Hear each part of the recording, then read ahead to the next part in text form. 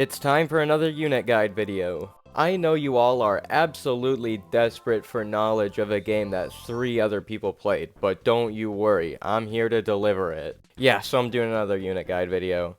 I'm bored and I didn't know what else to post, so I thought I'd do one of these. Since I've explained what skills and weapons do and why I use them, I decided to add the bonus units into this video. Otherwise, this and the next video would be pretty short, so why not just add them in now? So, that means the next video will get started on 2nd gens. But let's get started on this part. And like usual, I give all my units an elixir just in case the healer isn't around. That's why I only mention 4 items instead of 5. So, let's get technical with Fire Emblem Awakening. Everyone loves Basilio, right? I think I saw him in a Marvel movie one time. Basilio's best class is Hero since it gives a good skill boost that he can make use of. And his best skills are LB, All2, Counter, Luna, and Pavice. Basilio is pretty close to Vake with his class and skill set. Counter will be useful to throw some damage back at an enemy, and then Luna will be there to hopefully finish them off. I then gave him Pavice to help minimize his damage intake. And I know having Pavice and Counter seems redundant, but I'm trying to make sure he doesn't, die. The counter is just there to reflect some damage back, even if it isn't a lot. For his weapon layout, I gave him Brave Axe, Tomahawk, Killing Edge, and Armor Slayer. Tomahawks have 2 range, and it's always good to have a multi-ranged weapon on hand. Next up is Lonku.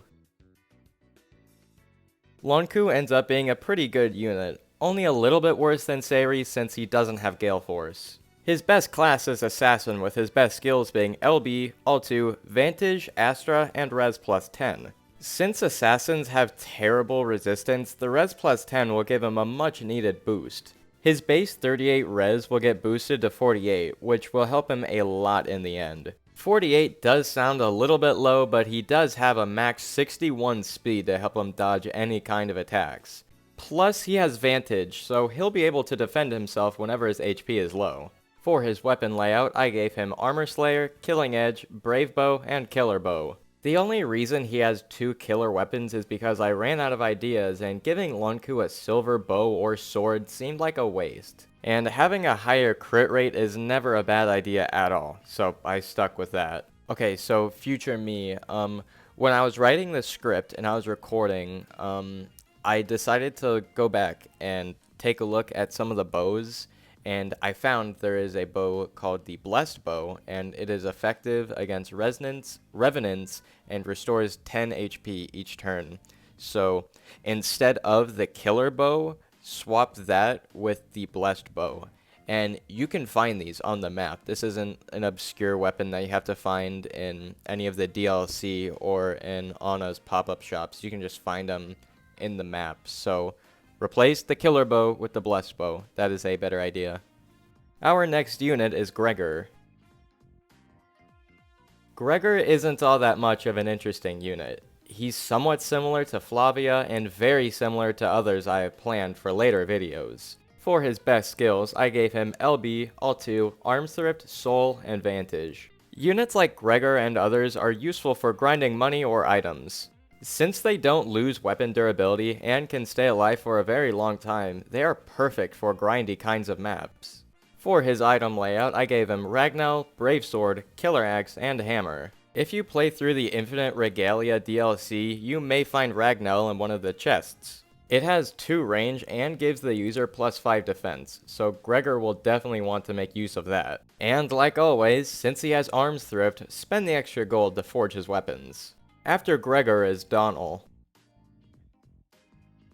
Donnell is nearly the exact same as Gregor. That's not even a joke. I swapped out Vantage with Counter since Donnell doesn't have access to the Myrmidon class.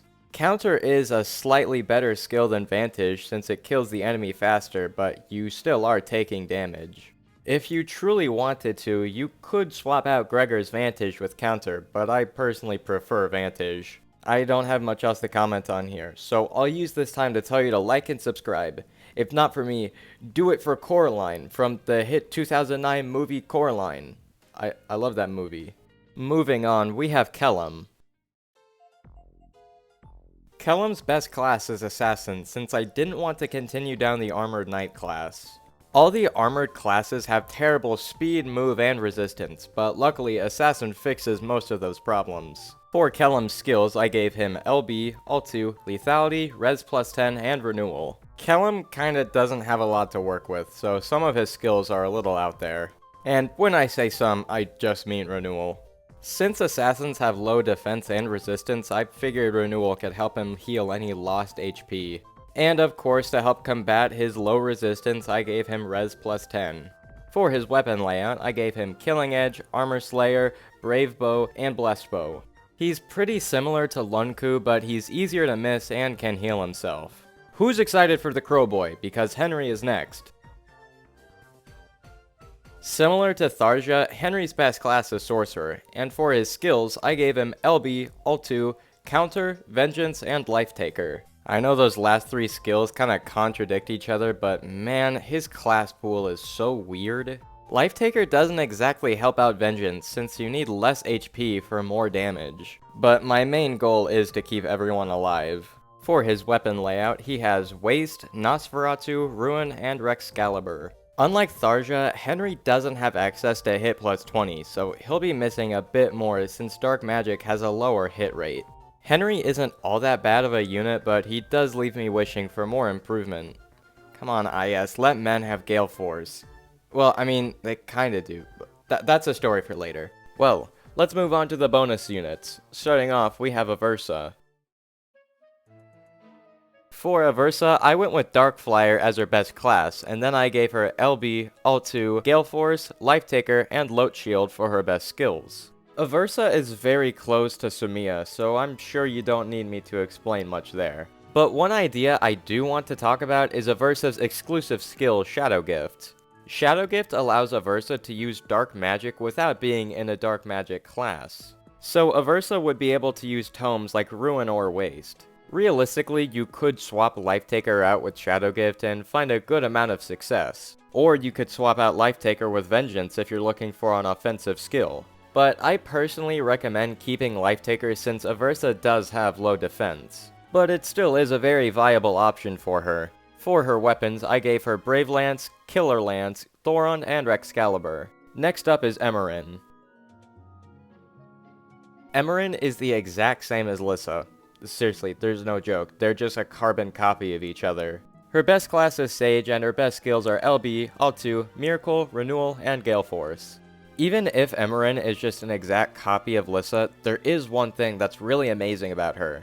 Emmeryn comes with a +4 magic mod, which is already really good for a first gen unit. If you don't know much about mods, you can Google it to get a basic understanding. But in my next video, I will go way more in depth about it, so pick whichever option you'd like. So, as a Sage, with the Limit Breaker, she reaches a max of 60 magic. That is very good, but it doesn't stop there. If we add the All Stats +2, that gives us 62, but what if we also added Tome Fair? That raises her magic to 67, and we can't forget about the skill Magic +2. So with all of that, her total magic ends up being 69. Nice. That is just absolutely incredible. Maybe one day in the future I'll mod my 3DS to give Emmeryn Luna to make her truly unstoppable. But for now, let's transition to Priam. Priam is a very interesting unit since he comes equipped with skills from classes that he doesn't even have. He has skills like Luna and Lancebreaker, but he can't even change into a Griffin Rider or a Great Knight. I guess he's going into the list of characters that confuse me. He has a lot of good final classes to pick from, like Swordsmaster or Assassin, but I ended up sticking with Hero. Heroes tend to have pretty good skill and defense, plus they can use swords and axes. For his skills, I equipped LB, Alt2, Luna, Arms Thrift, and Res +10. Priam has a total of 46 Res without the +10, so I figured I'd give him a little boost. For his weapons, I gave him Ragnell, Killing Edge, Brave Axe, and Hammer. Even if Priam is a pretty normal unit, his skill pool breaks reality just by having them. But hey, he has Luna, and I'm not gonna worry about that. Let's continue on with Walhart. Walhart's best class is a class that's exclusive to him. The Conqueror class is basically the same as a Great Knight. There aren't really any changes. For his skills, I gave him LB, Alt2, Conquest, Luna, and Res +10.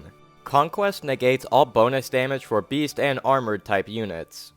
And the Conqueror class has both of those weaknesses, so I figured I'd just keep the skill. Without the res plus 10, he has a total of 43, and I don't think I need to explain why he needs that boost. For his weapon layout, I gave him Killer Lance, Brave Axe, Hammer, and Spear. Since he has access to swords, lances, and axes, might as well make use of all 3 weapon types. In all honesty, Walhart is a fairly good unit. He has decent stats, knows his own weaknesses, and has Luna. Nothing to talk down upon at all. Gangrel will be pretty quick, so let's get him out of the way. His build is the exact same as Henry's. They share the same skills and classes and have practically no differences. So if you fully grinded out your Henry, you're not missing out on anything here. I'm not gonna bother repeating all of his skills and weapons since I already went over it earlier, so let's just finish up with Yanfei. Yanfei is the exact same as Lunku. Once again, they have the same classes and skills. I never really noticed how similar the bonus units are to the base game units. The only unique ones are Priam and Walhart. I guess Aversa is different since she has Shadow Gift, but she's still very close to Sumiya. They aren't bad units, but you could skip over them and still not miss much. But I still enjoy having them anyway, so I'm not really gonna complain about it. Well, this will be the end of the first gens. The next part will be about second gens, and that will be a lot of work. Trust me, second gens have a lot going on. But anyways, feel free to follow me at RobinDunks on Instagram and DM me about builds, or like if you have any different ideas for builds or skills or weapons, feel free to shoot me a DM. I enjoy talking about stuff like that, so don't be afraid at all. Well, I hope you enjoyed the video, I hope you all have a wonderful day, and I will see you all later.